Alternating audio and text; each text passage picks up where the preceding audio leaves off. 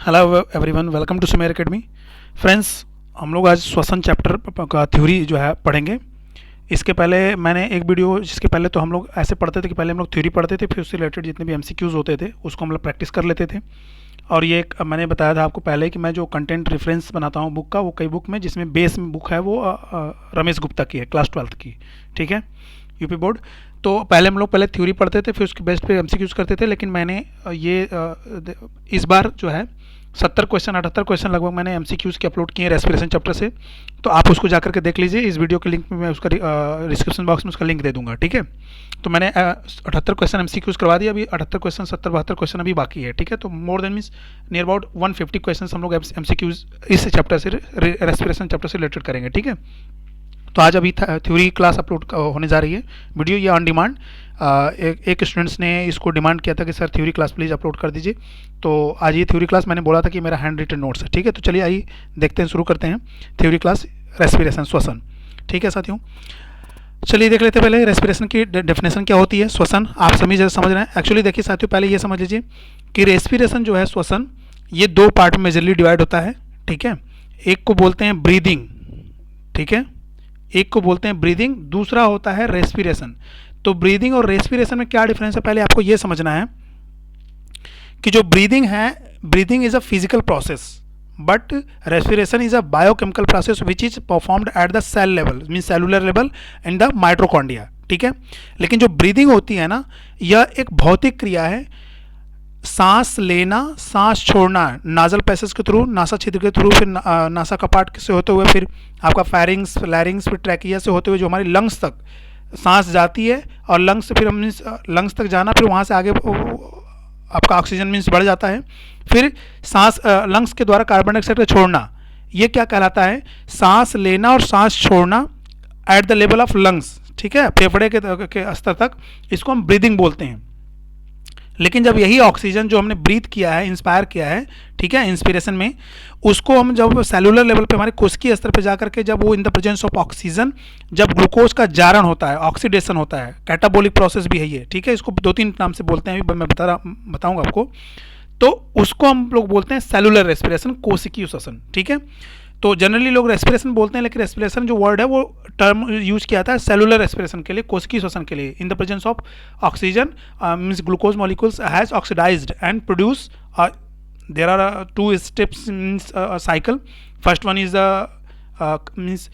One is वो glucose का जब टूट करके पायरुविक एसिड में कन्वर्ट होता है, देन पायरुविक एसिड फिर क्रैब साइकिल के थ्रू जो है एटीपी के फॉर्म में एनर्जी रिलीज होती है, तो उसको हम लोग सेलुलर रेस्पिरेशन बोलते हैं। तो जनरली हम लोग ब्रीदिंग को ही रेस्पिरेशन बोलते हैं, लेकिन ये ब्रीदिंग, ये आप समझिए, ये फिजिकल प्रोसेस है, इसमें कोई केमिकल प्रोसेस इन्वॉल्व नहीं होता है। तो ये चीज़ है। आइए अब डेफिनेशन देख लेते हैं। Respiration is a catabolic process on और एन ऑक्सीडेशन रिएक्शन, ठीक है, in which carbohydrates is oxidised and produce energy in the form of ATP in mitochondria। ठीक है, बात समझ में आ गई। रेस्पिरेशन क्या है, कैटाबॉलिक प्रोसेस है, उपचयी क्रिया है। ठीक है, और क्या है, उपचयी, अपचयी, उपापचयी, उपचयी है। ठीक है, इसको थोड़ा सा देख लीजिएगा, उपचयी क्या है, उपचयी है आई थिंक, लग रहा है। ठीक है, मीन्स क्या है, कैटाबॉलिक है तो कन्फर्म है, हिंदी इसका देख लीजिएगा। तो क्या है, और ये ऑक्सीडेशन रिएक्शन, इसको ऑक्सीडेशन रिएक्शन के भी नाम से जानते हैं। ठीक है, जारण अभिक्रिया बोलते हैं हिंदी में, ऑक्सीकरण बोलते हैं हिंदी में, जिसमें क्या होता है, कार्बोहाइड्रेट्स इज ऑक्सीडाइज्ड, कार्बोहाइड्रेट टूटता है to produce energy, energy produce करता है या करने के लिए, इन द फॉर्म ऑफ, वो एनर्जी किस फॉर्म में प्रोड्यूस होती है, एटीपी के फॉर्म में। ठीक है, और ये कहाँ होता है, सेल के अंदर जो माइटोकॉन्ड्रिया प्रेजेंट होती है, और माइटोकॉन्ड्रिया हम क्या बोलते हैं, power house of the cell, ऊर्जा, कोशिका का ऊर्जा घर। ठीक है, तो वहाँ पे परफॉर्म होती है। चलिए आगे क्या है, ग्लूकोज इज सेलुलर फ्यूल। देखिए ये भी पूछता है कि सेल का सेलुलर फ्यूल क्या होता है, कभी कभी एमसीक्यूज में एक क्वेश्चन में पूछ लेता है कि what is the cellular fuel of cell, means कोशिका का ऊर्जा ईंधन क्या होता है, तो ग्लूकोज होता है। आगे क्या है, रेस्पिरेशन। देखिए मेजरली मैंने भी बताया कि 2 पार्ट में होता है, ब्रीदिंग और रेस्पिरेशन, और रेस्पिरेशन को यहाँ हम 2 पार्ट में बांटते हैं, aerobic respiration and anaerobic respiration. Aerobic क्या होता है, जो रेस्पिरेशन, जो श्वसन ऑक्सीजन के प्रेजेंट में होगी उसको एरोबिक, हिंदी में इसे ऑक्सी बोलते हैं, ऑक्सी श्वसन। ठीक है, ऑक्सी श्वसन, इसे बोलते हैं अनाक्सी, अनाक्सी श्वसन। ठीक है, तो जो एनारोबिक रेस्पिरेशन होता है ये in the absence of oxygen, oxygen की अनुपस्थिति में, मतलब ऑक्सीजन प्रेजेंट नहीं होता है जब, तो उसको हम अनाक्सी श्वसन, जब ऑक्सीजन प्रेजेंट हो जाएगा तो उसे हम ऑक्सी श्वसन, हिंदी में एरोबिक, प्रेजेंट वाले को, इसको एरोबिक ऑक्सीजन प्रेजेंट है, इसको अनाक्सी ऑक्सीजन प्रेजेंट नहीं है, ठीक है। Anaerobic respiration which does not use oxygen in the breakdown of respiratory substrate. देखिए जो रेस्पिरेटरी सबस्ट्रेट है, respiratory substrate in the sense क्या, कार्बोहाइड्रेट, जिस पर हमारा रेस्पिरेशन का वर्क होता है, तो कार्बोहाइड्रेट होता है, ग्लूकोज पे होता है, ठीक है। तो इसमें क्या होता है, ऑक्सीजन की जरूरत नहीं पड़ती। आर आल्सो कॉल्ड, इसी को हम फर्मेंटेशन भी बोलते हैं। बात समझ आ रही है, आल्सो कॉल्ड फर्मेंटेशन, किसको, जो अनाक्सी श्वसन होती है इसी को हम फर्मेंटेशन के नाम से भी जानते हैं। ये भी आप ध्यान रखिएगा, कभी और कहीं पूछ लिएगा तो कंफ्यूजन नहीं होने चाहिए। आगे क्या है, इन माइक्रो ऑर्गेनिज्म, अच्छा अभी ये फर्मेंटेशन किण्वन हिंदी में बोलते हैं इसको, किण्वन की अभिक्रिया। तो ये किण्वन होता क्या है, कहाँ पे होता है ये जो माइक्रो ऑर्गेनिजम्स हैं, जो सूक्ष्म जीवाणु हैं उनमें, जैसे लाइक ईस्ट हो गया आपका, खमीर जिसे बोलते हैं हिंदी में, और कुछ बैक्टीरिया, ये क्या करते हैं, एनारोबिक रेस्पिरेशन करते हैं। अब आइए देखते हैं। अब देखिए ग्लूकोज का लैक्टिक एसिड और एथिल अल्कोहल में कन्वर्ट होना ही क्या कहलाता है, फर्मेंटेशन कहलाता है, किण्वन अभिक्रिया कहलाती है।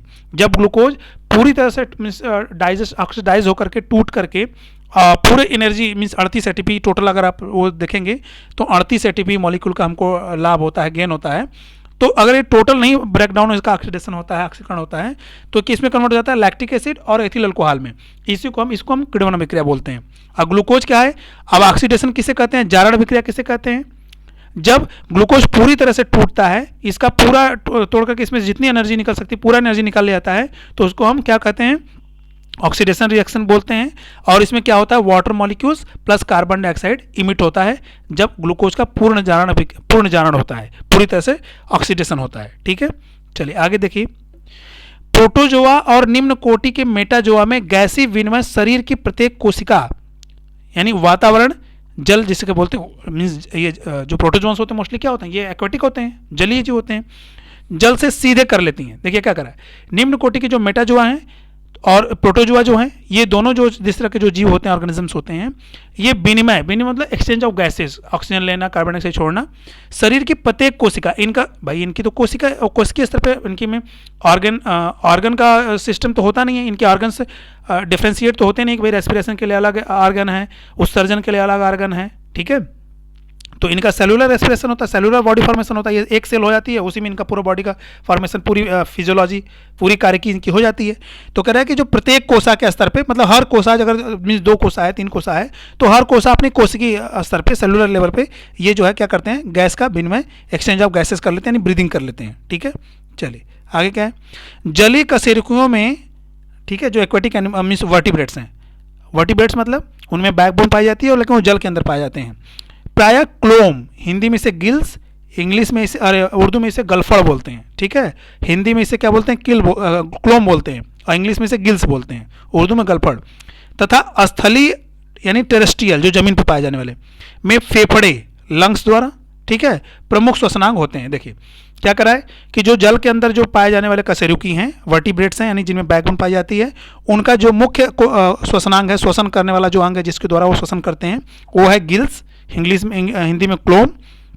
और जो स्थल पर यानी टेरेस्ट्रियल, जमीन पर जो पाए जाने वाले जो क्या है, कशेरुकी हैं, ठीक है, हम लोग भी कशेरुकी में आते हैं, ठीक है, हम लोग में बैकबोन पाई जाती है ना, मेरुरज्जु जिसे बोलते हैं, पीछे साइड बैक में। तो इनका जो मुख्य श्वसनांग है मीन्स रेस्पिरेटरी ऑर्गन्स है, उसे क्या बोलते हैं, वो क्या है, फेफड़ा है, इंग्लिश में लंग्स, ठीक है। चलिए आगे क्या है, देखिए अब देखिए एक साथियों, इसमें देखिए बड़ा इंटरेस्टिंग चीज़ है, मेंढक, ठीक है, राना टिग्रेना जिसे बोलते हैं। मेंढक का देखिए क्या है कि मेंढक 3 तरीके से रेस्पिरेशन करता है, मीन्स श्वसन करता है, ठीक है। ब्रीदिंग, हम रेस्पिरेशन इन द सेंस अभी बोलेंगे, ब्रीदिंग बोलेंगे, ठीक है। सेलुलर रेस्पिरेशन जब हम अभी इसमें एक अलग टॉपिक लेकर के उसका वीडियो अपलोड कर देंगे, ग्लूकोज का कैसे वो पायरुविक एसिड में किस किस स्टेप्स से होकर के, उसमें 12 स्टेप्स होते हैं, ठीक है, पायरुविक एसिड में कन्वर्ट होना, फिर क्रेब्स साइकिल है माइटोकॉन्ड्रिया में, ठीक है, परफॉर्म होता है। तो देखिए मेंढक क्या है, मेंढक 3 प्रावस्थाओं में पाया जाता है, खासतौर से जब वो मीन्स अंडे से निकलता है, टाइडपोल, एडल्ट, और एक होता है सुप्ता अवस्था, इसे इंग्लिश में बोलते हैं हाइबरनेशन की अवस्था। अब मैं बता रहा हूँ क्या है। देखिए जब मेंढक का बच्चा छोटा होता है, जो देखने में मछली के जैसा लगता है, वो उसका बॉडी देखेंगे ऐसे होगा, ये इस इधर ऐसे पूंछ निकला होता है, ठीक है। तो हम लोगों को लगता है, हम लोग जब छोटे थे, आप लोग भी देखे होंगे जो गांव से रहने वाले बच्चे हैं, वो खेतों में जो है या पानी जहाँ कलेक्ट होता था तो वहाँ पे ये मेंढक के बच्चे बड़ा तैरते रहते थे, ठीक है, ये तैरते रहते थे ऐसे ऐसे इधर उधर। तो हम लोग सोचते थे कि ये मछली का बच्चा है, उसको लोग पकड़ के लाते थे हम लोग अपनी नाद में या कोई और भी जो वाटर टैंक होती थी वहाँ पे उसको छोड़ देते थे, जिलाते थे, अब वो बढ़ करके बच्चा हो जाता, मीन्स मेंढक हो जाता था।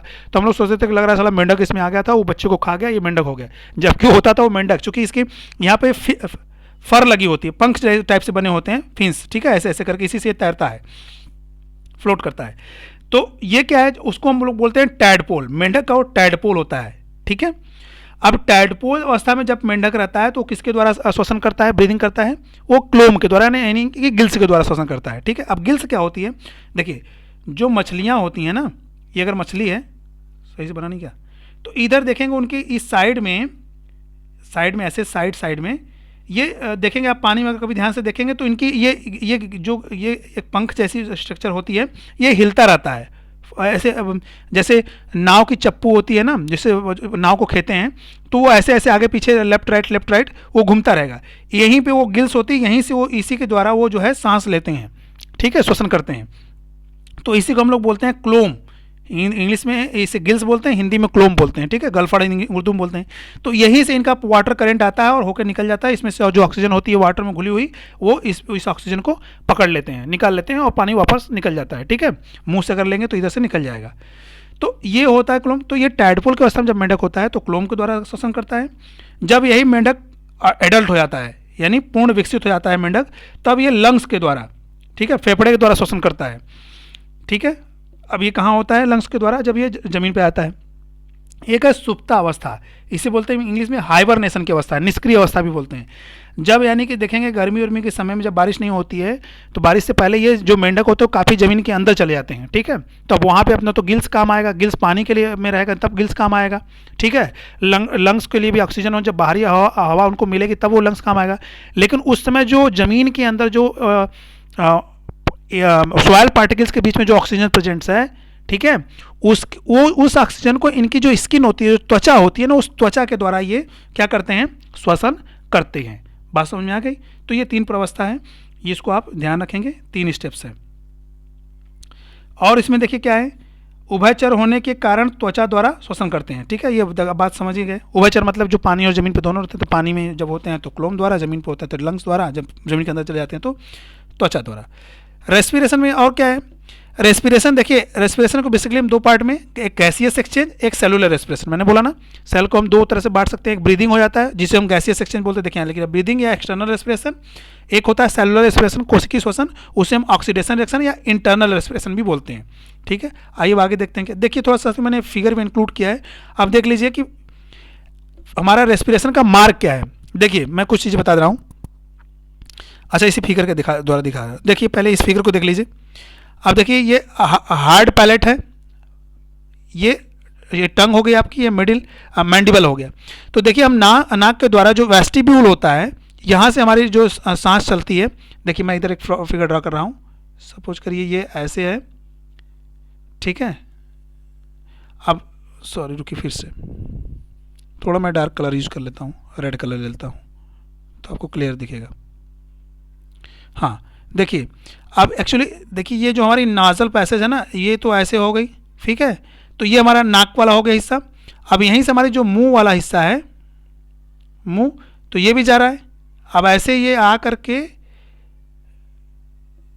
ये आपस में जुड़ जाएंगी, ठीक है, और ये ऐसे आ जाएगा, सॉरी ये ऐसे आ जाएगा, बढ़ जाएगा। तो ये हमारा माउथ वाला हिस्सा हो गया, ये नोज वाला हो गया, ये माउथ है, ये नोज है। तो हम जब नाक के द्वारा सांस लेते हैं इधर आता है, ठीक है, और जब हम मुंह के द्वारा जब सांस लेते हैं तो ये मुंह के द्वारा सांस जा रहा है, ठीक है। तो देखिए मुंह और नाक दोनों का जंक्शन यहाँ पर आकर के हो जाता है, जिसे हम बोलते हैं फेरिंग्स, ठीक है, ग्रसनी हिंदी में बोलते हैं। तो फेरिंग्स पे जा करके दोनों वाली जो नोजल पैसेज होती है, नाक वाली जो नली, और जो मुंह से जो जाती है जो फेरिंग्स, जो जिसे हम भोजन खाते हैं ईसोफेगस होते हुए, ग्रसनी से होते हुए, ठीक है, ग्रास नली से होते हुए वो पेट में चली जाती है, स्टमक में। तो यहाँ पे ये दोनों नाक और मुंह वाली दोनों नली आपस में आके जुड़ी होती हैं। बात समझ आ रही है, ये जुड़ी होती हैं। तो अब इसमें क्या है कि अब हम जब कभी कभी खाना खाते हैं तो क्या होता है, हमारे मीन्स कभी कभी भोजन जो है नाक में जाके या श्वास नली में फंसता है, तो देखते हैं हमको छींक आती है, स्नीजिंग होती है। तो स्नीजिंग में क्या होता है, हम जो है हमारी लंग्स से हवा रिवर्स हो जाती है और ऊपर से प्रेशर मारती है हमारे नाक के द्वारा। कभी कभी देखते हैं चावल निकल जाता है, अगर चावल अगर फंसा होता है तो, ठीक है। तो क्या होता है कि आपस में जुड़े होते हैं यहाँ पे। अभी मैं इसको और समझाऊंगा। अब देखिए फिर आगे ये फेरिंग्स होते हुए फिर कहाँ पर लैरिंग्स, लैरिंग्स से होते हुए फिर ट्रैकिया, ट्रैकिया से फिर क्या होते हुए फिर ब्रोंकाई, ब्रोंकाई से होते हुए फिर ब्रोंकियोस, ब्रोंकियोस होते हुए फिर एल्वियोलाई, एल्वियोलाई से फिर ब्लड, ब्लड से फिर सेल के अंदर, ठीक है, सेल के अंदर फिर माइटोकॉन्ड्रिया। ये स्टेप्स हैं। अभी मैं उसकी बात होगी आगे। थोड़ा सा एक बार फिगर देख लीजिए क्या क्या है। नोजल बोन है, ये देखिए नाक वाली हड्डी है, ठीक है, ये ऑल फैक्ट्री रीजन है। फिर आगे देखिए अब और क्या है, नाजोफेरिंग्स, ये नाजोफेरिंग्स है यहाँ से, ये देख रहे हैं यहाँ से सांस लिया गया तो ये नाजोफेरिंग्स। इधर से होते हुए फिर आगे देखिए यहाँ पे दिया, ये टॉन्सिल है आपका, जो ललरी जिसको बोलते हैं, ये ईसोफेगस है, मुंह वाली नली, ठीक है। यहाँ से देखिए भोजन ऐसे होते हुए, ठीक है, ये आपके टॉन्सिल से ऐसे इधर आगे आगे बढ़ेगी। अब आगे देखिए यहाँ पे ये आगे बढ़ रही है।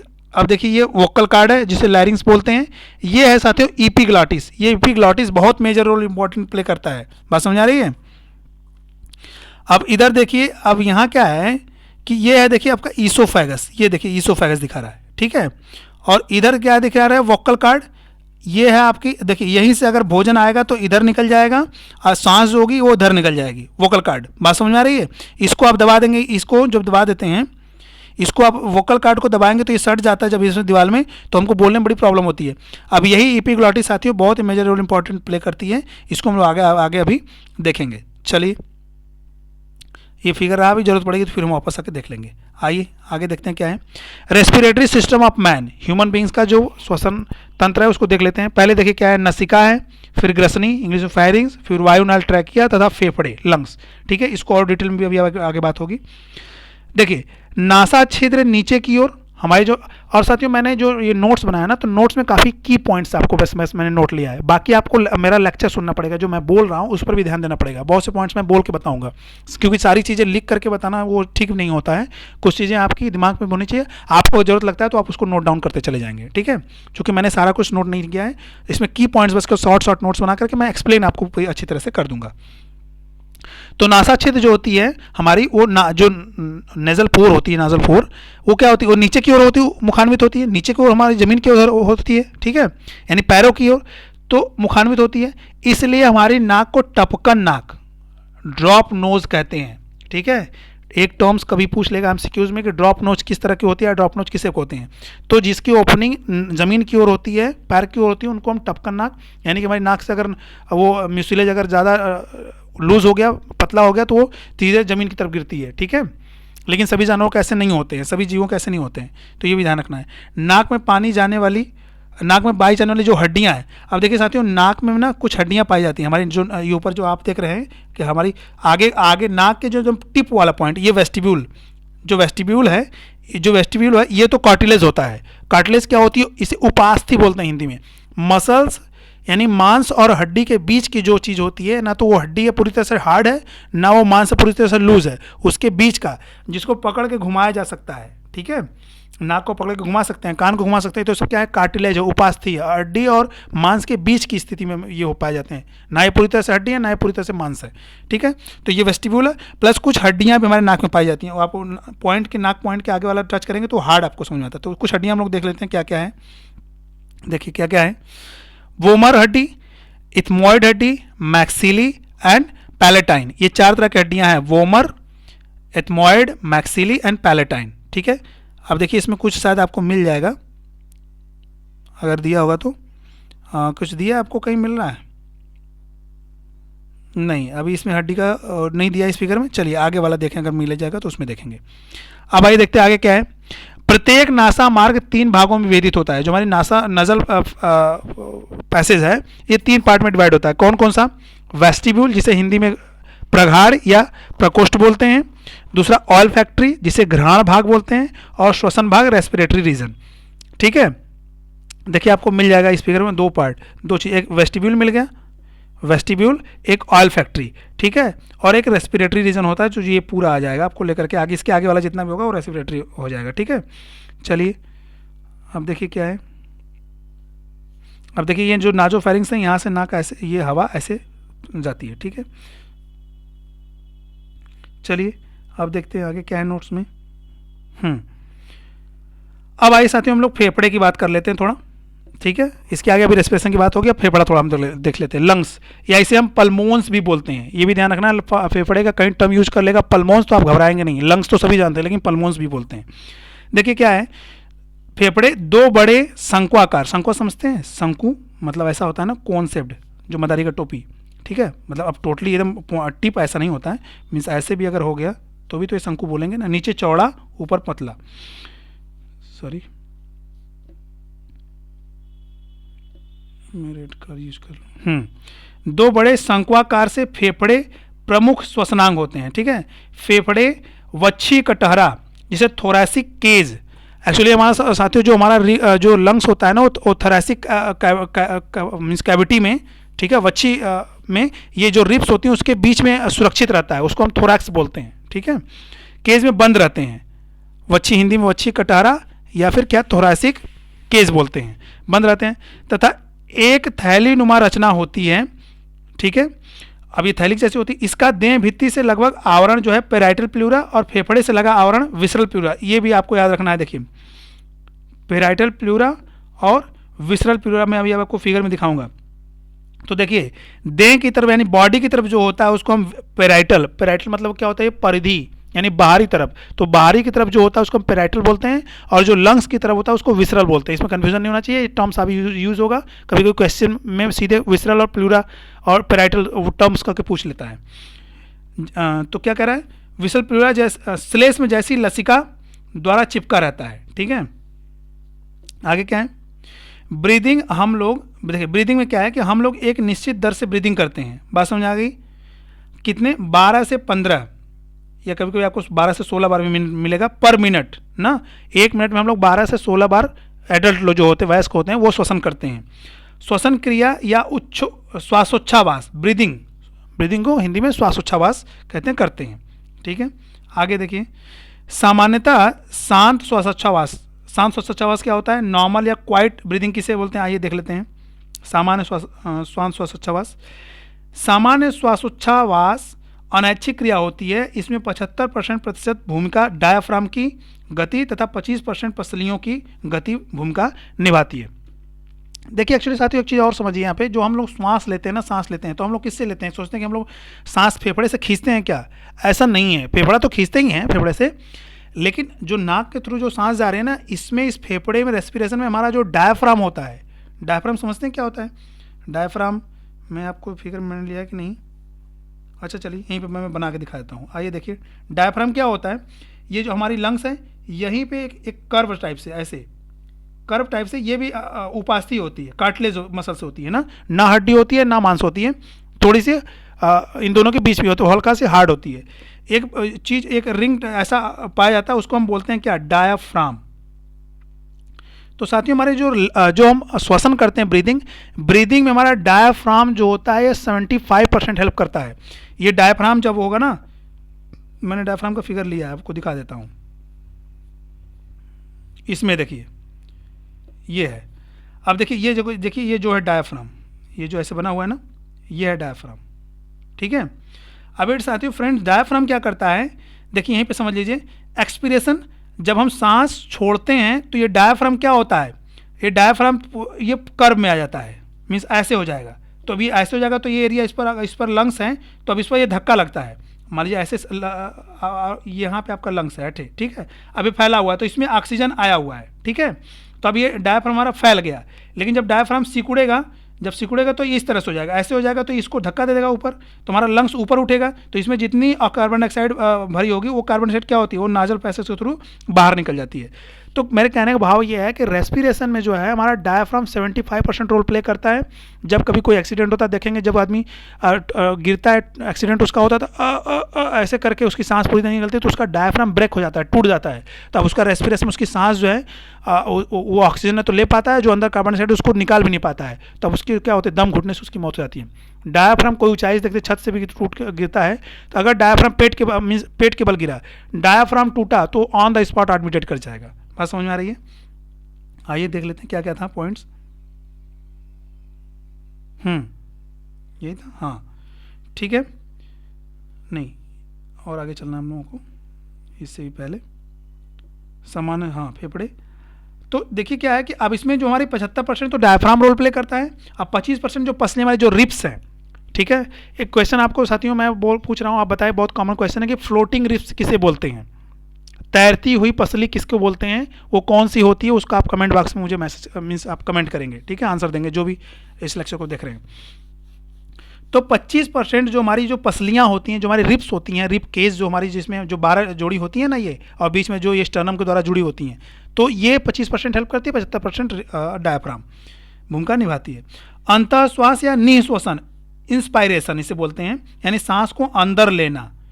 निःश्वसन सांस छोड़ना, निह जब हो जाएगा डॉट 2 बिंदु लग जाएंगे तो उसे नि या अंतःश्वसन का पैसेज देख लेते हैं क्या क्या होता है। बाहरी हवा होगी पहले, फिर इससे क्या होगा नासा मार्ग, नाजल पैसेज, फिर फायरिंग्स यानी जिसे ग्रसनी बोलते हैं, ग्रसनी से फिर ईपीग्लॉटिस कंठ द्वार, ईपीग्लॉटिस से फिर लैरिंग्स, लैरिंग्स से फिर श्वास नाली ट्रैकिया, ट्रैकिया से फिर फेफड़े, ट्रैकिया से फिर मीन्स ब्रोंकाई, ब्रोंकियोल्स, एल्वियोलाई, ये फिर मीन्स फेफड़े लेवल पे जाके काम है, फेफड़े के सब पार्ट है ना, ट्रैकिया बाहर तक होता है, अभी दिखा दूंगा फिगर में, ठीक है। तो अंतःश्वास की ये प्रक्रिया है, आप ये देख लीजिए, ठीक है, इसको ध्यान रखिए। अब आइए देख लेते हैं कि देखिए यहीं पे समझ लेते हैं, देखिए क्या है, उधर आपका नासा द्वारा हो गया, अब देखिए इसके ऊपर रहेगा तो फेरिंग्स, फिर लैरिंग्स, अब ये ट्रैकिया, इसको साथियों ट्रैकिया बोलते हैं। और इस पर ये एक चीज़ आप देख रहे हैं, ये जो देखिए ये जो लाइनिंग है ये देख रहे हैं, ये लाइनिंग बनी हुई ना, इसी को हम बोलते हैं सी शेप्ड। ये इसका रोल साथियों, ये जो ट्रैकिया हमारी जो पाइप नली है, ये अगर इसमें से हवा पूरी तरह से निकल जाए और इधर चली जाए तो ये आपस में, ये पाइप जो है आपस में चिपक न जाए, इसको बांधे रखने के लिए, इसको फूला हुआ रखने के लिए इस पर सी टेप्ड के, ये भी कार्टिलेज होती हैं, ये सब कार्टिलेज की बनी हुई हैं, मीन्स ना हड्डी है ना मांस है, थोड़ी सी हार्ड है, ये उसको पकड़ के उससे चिपका, ये जो ट्रैकिया होती है इस कार्टिलेज से चिपकी रहती है, तो इसके बीच की जो नली हमारे पाइप है तो उसके अंदर का जो स्थान है, अगर पाइप छोड़ देंगे तो उसमें चिपक जाती है कभी कोई, ठीक है। आप कभी पंप का पाइप देखेंगे, पानी निकल जाता, गिर जाता है नीचे टिल्लू का, तो आपस में पाइप चिपक जाता है, तो कहीं ये चिपक ना जाए, दोबारा हवा में कितना प्रेशर होता है, हवा पता नहीं खोल पाएगा नहीं खोल पाएगा, तो इसको खुले रखने के लिए जो कार्टिलेज होता है ये इसको बांध के रखता है, चिपका के रखता है अपने में, तो पाइप की नलीज का जगह जो मेंटेन रहता है, बना रहता है। तो ये हो गया ट्रैकिया। ट्रैकिया साथियों ये होता है हाइलस, जहाँ पे ज्वाइंट होती है दो ट्रैकिया, इसको बोलते हैं ब्रोंकाई। अब इधर आ गया तो ये हो गया ब्रोंकियोल्स, जो छोटे छोटे पार्ट में बट रहा है, और यहाँ पे जो आएगा टिप पे तो इसको हम बोलेंगे एल्वियोलाई। थोड़ा इसमें फिगर में देख लीजिए, देखिए, अच्छा अब यहाँ देख लीजिए, ये तो होगा लैरिंग्स, इसको स्वर यंत्र बोलते हैं, ठीक है, ये होगा ट्रैकिया। अब देखिए विसरल प्लूरा, मैंने बोला था ना, देखिए ये पेराइटल, बाहरी वाला जो है वो पेराइटल प्लूरा है, जो अंदर वाला है वो विसरल प्लूरा है। मैंने बोला था जो लंग्स की तरफ लगा होगा, फेफड़े से जो टच होगा उसको विसरल, और बाहर से जो होगा पेराइटल, ठीक है। ये प्लूरल कैविटी बोलते हैं जिस कैविटी में बंद होता है। बाकी क्या है, राइट प्राइमरी ब्रोंकस, ये लेफ्ट प्राइमरी ब्रोंकस, ये आप समझ ही रहे हैं, ब्रोंकस टर्सियरी सेकेंडरी ये है, टर्सियरी ये है, मतलब कि पहले मेन था, फिर से दो पार्ट में बढ़ गया तो सेकेंडरी, फिर कई ब्रांचेज में बढ़ गया तो टर्सियरी, ठीक है। टर्मिनल किसे बोलते हैं, मीन्स आगे एकदम छोर पे आकर के जब पूरी तरह से बढ़ गया तो इसको टर्मिनल। और ये देखिए फिर यहीं बता रहा है कि नीचे होता है डायफ्राम, ऐसे, ठीक है। अच्छा एक चीज़ और यहाँ समझना है कि साथियों की हमारा जो लंग्स लेफ्ट और राइट दो पार्ट में, दो फेफड़े हमारे पास होते हैं, तो इसको बोलते हैं, ये है राइट लंग, देखिए इसलिए इधर बार बार राइट लिख रहा है।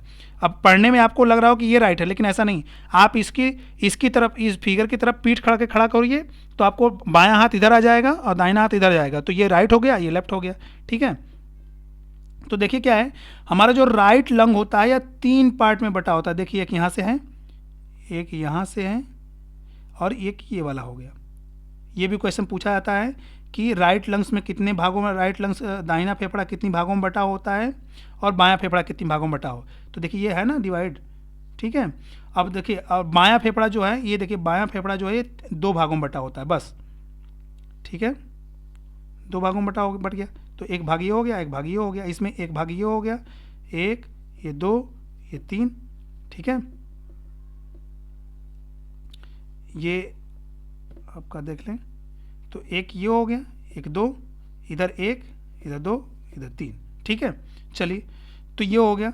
अब इसमें आपने लंग्स देख लिया, ये हमारे लंग्स का स्ट्रक्चर है, इधर देख लीजिए। अब यहाँ पर देखिए और क्लियर आपको स्ट्रक्चर मिल जाएगा, देखिए ये ऐसे आ रहा है, सॉरी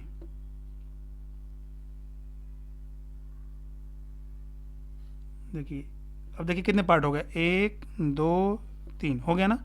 जबकि यहाँ देखिए ये सीधे है, तो कितने पार्ट इसमें होंगे, ये हो गया ऐसे, तो ये 2, 1 और 2, ठीक है। तो ये हमारा लेटरल व्यू दिखा रहा है, बात समझ आ गई। ये मिडिल, अच्छा इसका नाम भी कभी कोई पूछ लेता है तो इसको आप जान लीजिए, इसको ये एपिक्स ऊपर है तो ये एपेक्स बोलते हैं, ठीक है। अब ये सुपीरियर लोब है, ठीक है, और इसको ये इस लाइन को बोल रहा है कि ऑब्लिक फिशर बोल रहा है, इसको मिडिल लोब बोलते हैं, इसको बेस लोब बोलते हैं या इन्फीरियर लोब बोलते हैं, इसको ये बेस हो गया, इसको इन्फीरियर लोब। तो सुपीरियर, मिडिल और इन्फीरियर, सुपीरियर, मिडिल और इन्फीरियर, इधर क्या होते हैं, बस सुपीरियर लोब और क्या है, हाँ इन्फीरियर लोब, ठीक है, ये चीज़। चलिए आइए अब देखते हैं निश्वासन, उच्छ्वास। अभी आपने इंस्पायरेशन देखा था, एक्सपायरेशन क्या हो जाएगा साथियों, उल्टा जस्ट हो जाएगा, मीन्स फेफड़े से फिर जाएगा हमारा किस में, और मीन्स ब्रोंकाई में, ब्रोंकाई से ट्रैकिया, ट्रैकिया से फिर लैरिंग्स, फैरिंग्स, ऐसा करके उल्टा रिवर्स हो जाएगा, इसलिए मैंने लिख दिया, बहुत ज़्यादा टाइम उसमें नहीं लिया। आगे देखते हैं, ब्रीदिंग में सामान्य मनुष्य 1 मिनट में, ठीक है, 1 मिनट, देखिए तो ब्रीदिंग में सामान्य मनुष्य 1 मिनट में 12 से 15 बार क्या करता है, श्वासोच्छ्वास करता है, तथा शिशु में 44 बार, कहीं कहीं आपको 25 से 30 भी मिलेगा। तो ये बिल्कुल न्यू बॉर्न बेबी का है, जो 44 बार दिखा रहा है ना, एकदम बिल्कुल नया, जो एडल्ट, बिल्कुल एकदम न्यूली, जो नवजात शिशु होगा, 1-2 दिन का जो बच्चा पैदा हुआ है, उसमें कितने होता है, 44 बार प्रति मिनट, 1 मिनट में। मनुष्य की हर सामान्य सांस जो है लगभग कितना, 2 सेकेंड अंतःश्वास और 3 सेकेंड उच्छ्वास। देखिए 2 सेकेंड में अंतःश्वास मतलब सांस लेना, और 3 सेकेंड में श्वास छोड़ना, यानी श्वास लेने में कम समय, श्वास छोड़ने में ज़्यादा समय लग रहा है, इसका भी ध्यान रखेंगे आप, ठीक है, क्वेश्चन पूछे जाने वाले हैं। ब्रीदिंग पूर्ण रूप से तंत्रिकीय नियंत्रण में होता है, ये भी आप याद रखेंगे कि जो ब्रीदिंग होती है, जो श्वसन होता है, ठीक है, ये किसके नियंत्रण में होता है, ना हार्मोन्स के ना हार्ट के। कभी कभी कन्फ्यूजन आपको हार्ट हो जाएगा, लंग्स भी हो सकता है, लेकिन ये पूरी तरह से किसके नियंत्रण में है, तंत्रिका के नियंत्रण में, nervous control system, nervous system के कंट्रोल में, ठीक है। चलिए आगे क्या है, ऐच्छिक यानी वॉलंटरी श्वास के लिए गहरी सांस यानी डेप्थ श्वास केंद्र जो है, गहरी श्वास के लिए हमको कौन, सेरिब्रम के नियंत्रण में होता है। जब हम लंबी सांस लेते हैं तो किसके कंट्रोल में आता है, सेरिब्रम, प्रमस्तिष्क जिसे बोलते हैं। हमारे दोनों फेफड़े में लगभग 30 करोड़ कोष्ठक साथियों, एल्वियोली, एल्वियोली भी बोलते हैं इसको, एल्वियोलाई भी बोलते हैं कहीं कहीं, एक्चुअली लाई जब होता है, जब डबल आई हो जाता है तब वो एल्वियोलाई पढ़ते हैं, लेकिन हम लोग जब पढ़ते थे सर तो एल्वियोलाई टर्म्स यूज करते थे।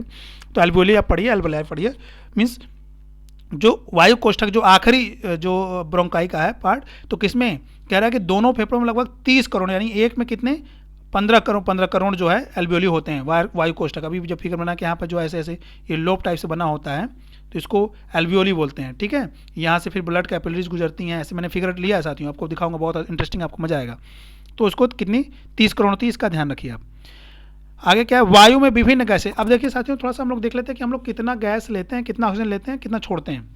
वायुमंडल की हवा में देखिए कितना, 78%, 0.98%, इसको मोटी मोटा 78 रखा जाता है। ऑक्सीजन कितना, 20.98%, कार्बन डाइऑक्साइड कितना, 0.4%, तथा जलवाष्प भी कुछ होते हैं, तथा हीलियम, आर्गन एवं नियान काफ़ी सूक्ष्म मात्रा में 0.5%, बहुत ही गैसेज होती हैं, लेकिन बेसिकली 3 लेते हैं, नाइट्रोजन, ऑक्सीजन और कार्बन डाइऑक्साइड। तो इसको हम लोग देखेंगे कि ये गैसें मौजूद होती हैं। अभी हम कितना कौन सा लेते हैं, इसको मैं यहीं पे आपको बता दे रहा हूँ। आइए देख लेते हैं कि साथियों, जब हम लोग, जो ये मैं बोल रहा हूँ इंस्पिरेशन, यहाँ लिख दे रहा हूँ एक्सपीरेशन, इसका आप नोट्स बनाइएगा। देखिए हम लोग जब सांस लेते हैं और जब सांस छोड़ते हैं, दोनों में कंडीशन लिख रहा हूँ। तो हम लोग नाइट्रोजन कितना लेते हैं, तो हम लोग नाइट्रोजन लेते हैं 78%। ऑक्सीजन कितना लेते हैं, तो ऑक्सीजन लेते हैं हम लोग 21%। जनरली वायुमंडल माना था ना कि 21% है। और ऑक्सीजन कितना लेते हैं, तो ऑक्सीजन, सॉरी, कार्बन डाइऑक्साइड, तो कार्बन डाइऑक्साइड लगभग 0.3% के आसपास लेते हैं। ये परसेंटेज में आप सब वैल्यू है, ये मानते चलिएगा, ठीक है। तो साथियों देखिए 3 चीज़ें हम ऑक्सीजन लेते हैं ना, जो इनहेलेशन करते हैं, अंतःश्वसन करते हैं, तो जो नाक के थ्रू जो हवा जाती है, तो ऐसा नहीं कि उसमें केवल और केवल ऑक्सीजन जाता है। केवल ऑक्सीजन साथियों जाएगा तो हमारे हार्ट पे चोट लगेगा, मीन्स हमारी लंग्स पे चोट बना देगा, घाव बना देगा। तो ये तीनों गैसेज हवा की वातावरण की हवा में मौजूद है, ये तीनों गैसेज हम लेते हैं, इस मात्रा में लेते हैं। अब हम एक्सहेलेशन में क्या करते हैं, क्या क्या छोड़ते हैं, कितना, नाइट्रोजन हमारी बॉडी में कहीं ज़रूरत नहीं, तो हम जितना लिए तो उतना पूरा छोड़ देंगे, 78%, बात समझ में आई। ऑक्सीजन हमने लिया था पूरी तरह से 21%, लेकिन हम इसको छोड़ देते हैं 17%, यानी केवल 4% ऑक्सीजन जो है हम लोगों ने यूज किया है, 4% ऑक्सीजन हमारी सेलुलर लेवल पे। और जो कार्बन डाइऑक्साइड है, मैं अलग से लिख दे रहा हूँ, जो कार्बन डाइऑक्साइड है, कार्बन डाइऑक्साइड हम छोड़ते हैं 4%। देखिए अब मेंटेन होगा ना, गैस एक्सचेंज बराबर होना चाहिए ना, प्रेशर, डिफ्यूजन प्रेशर।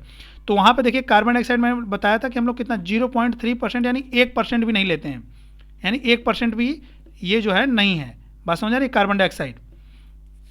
तो अब इधर ऑक्सीजन जबकि हम लिए थे कितना 21%, छोड़े कितना ऑक्सीजन, ऑक्सीजन छोड़े हैं 17%, ठीक है। तो अब क्या ये कहीं ना कहीं मेंटेन होना चाहिए ना, तो देखिए अब यहाँ मेंटेन हो गया ना, 17 4 21 होता है, 17 4 21 हो गया। तो कार्बन डाइऑक्साइड हमने 4 छोड़ दिया, तो यहाँ से 4 कम हो गया था लेने में ऑक्सीजन, ठीक है, बात समझ आ गई। कार्बन डाइऑक्साइड 1% नहीं लिया था, तो वहाँ पे वहीं से ये हमने कार्बन डाइऑक्साइड छोड़ दिए 4%, तो इधर मेंटेन हो गया। ऑक्सीजन कम हो गया तो कार्बन डाइऑक्साइड बढ़ गया, उधर ऑक्सीजन ज़्यादा था लेने में, तो कार्बन डाइऑक्साइड बिल्कुल नहीं था। बात समझ आ गई।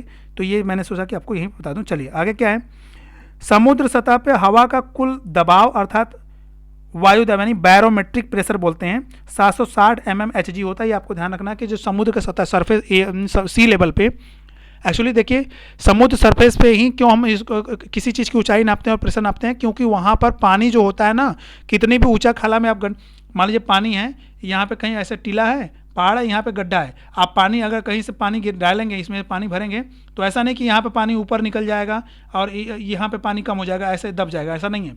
पानी यहाँ भरेगा, इसका लेवल पूरा भर करके ऊपर आप देखेंगे तो पानी पूरा बराबर आपको मिलेगा। यहाँ पे ऊंचा नीचा नहीं मिलेगा कि यहाँ ऊंचाई है तो पानी यहाँ निकल गया, ऐसा नहीं है। इसलिए जब ऊंचाई ली जाती है, ट्रेन पे स्टेशन से आप सफर करेंगे तो स्टेशनों पर देखेंगे वहाँ लिखा होता है, जो पीला वाला बोर्ड होता है कि समुद्र तल से ऊंचाई इतना, समुद्र तल से ऊंचाई इतना, मेजरमेंट लिखा होता है। यानी समुद्र सी सरफेस से, पानी की समुद्र की ऊपरी सतह से ये इतना ऊंचा जमीन पे, इतनी ऊंचाई पे बसा हुआ ये एरिया, ठीक है। तो क्या होता है कि समुद्र के सरफेस पे जो है ना, वहाँ पे वायु दाब कितना होता है 760 mmHg होता है। ये आपको ध्यान रखना है, इसी से भी इसकी जरूरत पड़ेगी आगे। आगे देखिए एक टर्म है साथियों, डेड स्पेस, मृत वास स्थान क्या होता है, मृतवत स्थान क्या होता है। प्रत्येक सामान्य श्वसन में हम लोग 500 मिली वायु ग्रहण करते हैं। नॉर्मल जो हम रेस्पिरेशन करते हैं, श्वसन ब्रीदिंग करते हैं, उसमें हम कितना सांस लेते हैं 500 ml। 500 ml मतलब समझ रहे हैं, आधा लीटर, ठीक है। आधा लीटर की जो एक बॉटल होती है कोका कोला की, वो आधा लीटर वाली जो बॉटल आप लेते हैं, उतना जो उसमें जितनी वायु आ सकती है, हवा आ सकती है, उतना सांस हम नॉर्मल ब्रीदिंग में लेते हैं, ग्रहण करते हैं, ठीक है, और निकालते हैं, इतना ही निकालते भी हैं। इसमें लगभग 150 ml यानी 150 ml वायु नथुनों में, यानी जो नोजल पैसेज है, नथुनों से छोर श्वसनिकाओं, टर्मिनल ब्रोंकियोल्स, यानी नाक से चला और जो हमारे लंग्स में आकर के जो ब्रोंकियोल्स में बट गया, ये पूरा यहाँ तक का एरिया बात कर रहा है, यहाँ से यहाँ तक का, ठीक है। तो टर्मिनल ब्रोंकियोल्स मतलब कि हमारे अगर ये लंग्स हैं, ये अगर ट्रैकिया आकर के इसमें बटा, फिर ऐसे बटा, फिर ऐसे बटा, फिर अब यहाँ पे ऐसे ऐसे ब्रोंकियोल्स होते हैं ना, तो यहाँ तक की बात कर रहा है, ठीक है। यहाँ नाजल पैसेज से लेकर के, यहाँ से लेकर के यहाँ तक की बात कर रहा है, तक के वायु मार्ग को ही भरती है, ठीक है। इसी में वायु मार्ग भरती है और खाली करती है। अतः श्वसन में इसका उपयोग नहीं होता है। ये जो 150 ml होता है, ये बस केवल इसी पाइप को भर के रखता है।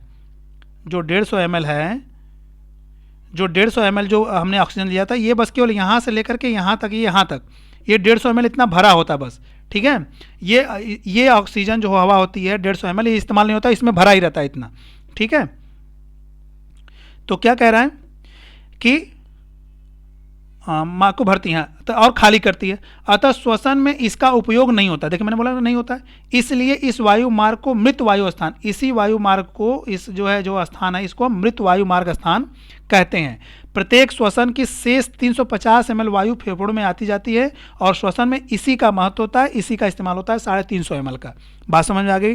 डेड स्पेस क्या होता है, मृतवत स्थान, ये आपसे क्वेश्चन पूछा सकता है। इसके बेस पे कितना मृतवत स्थान में, डेड स्पेस में कितनी ml ऑक्सीजन बची रह जाती है, ठीक है, कितनी वायु रह जाती है और कितना इस्तेमाल होता है, ये आपको मीन्स आपके मेजरमेंट आपसे पूछा सकता है। आइए गैसीय विनिमय इसके साथ बात साथियों, गैसीय विनिमय, एक्सचेंज ऑफ गैसें हम लोग यहीं देख लेते हैं कि देखिए क्या है, एक टर्म है गैसीय विनिमय, अब हम लोग यहीं समझ लेते हैं। आइए देखिए क्या है, उसके पहले मैंने उस फिगर को आगे ले लिया है तो मैं उसको बता दे रहा हूँ, चूँकि ये हम लोग जब यहाँ, हाँ ये देखिए है, ये गैसीय विनिमय का फिगर है साथियों, इसको समझ लीजिए। देखिए ये है आर्टेरियोल्स, ये है वेन्यूल, मतलब जो हमारे आर्टरी जो धमनियाँ होती हैं वो छोटे छोटे पार्ट में टूट करके जब कैपिलरी के फॉर्म में, जब केसिका के फॉर्म में हो जाती हैं। आर्टरी मतलब कहने का इसलिए यहाँ लिखा हुआ है, कहने कि शुद्ध ये ऑक्सीजन वाली हवा आ रही है, ठीक है। अब वेन्स कहने का मतलब है कि ये कार्बन डाइऑक्साइड लेकर के निकल रहा है, ठीक है, ये बात हो रही है। तो आइए देखिए क्या होता है, receiving impure blood from heart.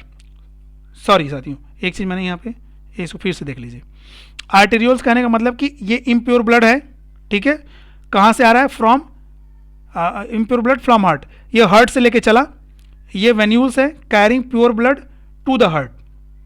अब ये पल्मोनरी की बात हो जाएगी। आर्टरी कहने का मतलब कि अगर इसमें इम्प्योर ब्लड है तो ये पल्मोनरी आर्टरी हो जाएगी, ठीक है। कार्बन डाइऑक्साइड लेके चल रही है, ये गई ऑक्सीजन लेके, ठीक है, ये इधर ऐसे। तो इसके कहने का मतलब है कि यहाँ भी जो ये आर्टरी जो है ये पल्मोनरी आर्टरी है, ये पल्मोनरी वेंस है। आप समझते हैं कि पल्मोनरी आर्टरी पल्मोनरी वेंस, अगर जिसको नहीं क्लियर है तो आप मेरा ब्लड वाला लेक्चर जाकर के देखिए, वो लिंक आपको लिंक मिल जाएगा इसमें डिस्क्रिप्शन बॉक्स में। देखिए आप समझिए कि रिसीविंग इम्प्योर ब्लड, ये हार्ट से इम्प्योर ब्लड जो है ले करके चला, तो यहाँ पे जो पार्शियल प्रेशर, इसको पी फॉर पार्शियल प्रेशर।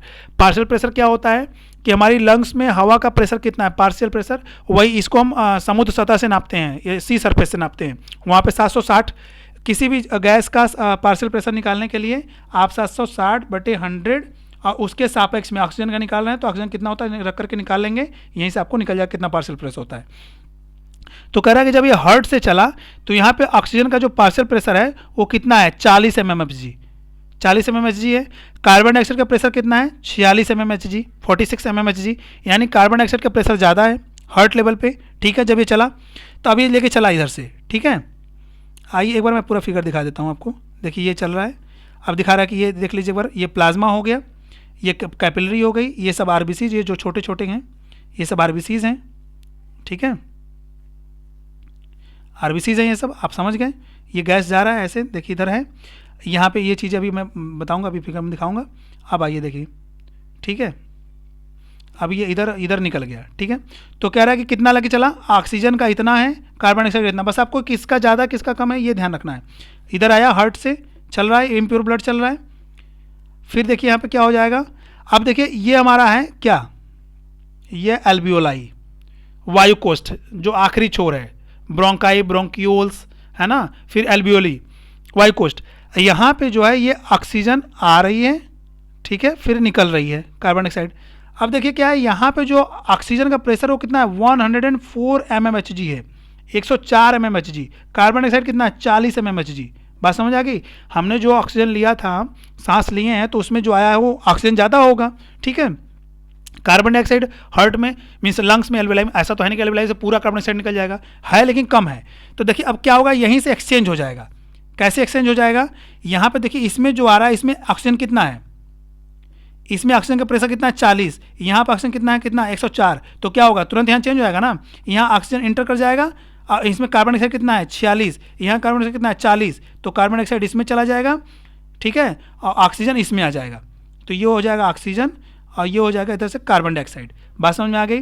यानी कि इसमें कहने का मतलब कि जिसका प्रेशर ज़्यादा है, इस नली में अक्सर ऑक्सीजन कम है, ऑक्सीजन का प्रेशर, तो इसमें ज़्यादा है तो ये ऑक्सीजन इसमें घुस जाएगा। इसमें कार्बन डाइऑक्साइड का प्रेशर ज़्यादा है, ठीक है, इसमें कम है कार्बन डाइऑक्साइड, तो ये इसमें आ जाएगा, ठीक है। आप देख लीजिए, ये क्लियर दिखाया हुआ है, ठीक है। अब यहाँ से एक्सचेंज हो जाएगा। अब यहाँ से क्या हो गया, ये ब्लड क्या हो गया, ऑक्सीजनेटेड ब्लड हो गया, ठीक है। अब ये ऑक्सीजन कैरी कर लिया, यहाँ पे देखिए दिखा रहा है, अब यहाँ पे था, अब यहाँ ऑक्सीजन का प्रेशर कितना हो गया, पार्शियल प्रेशर 104, यहाँ कार्बन डाइऑक्साइड का प्रेशर पार्शियल प्रेशर कितना हो गया, 40।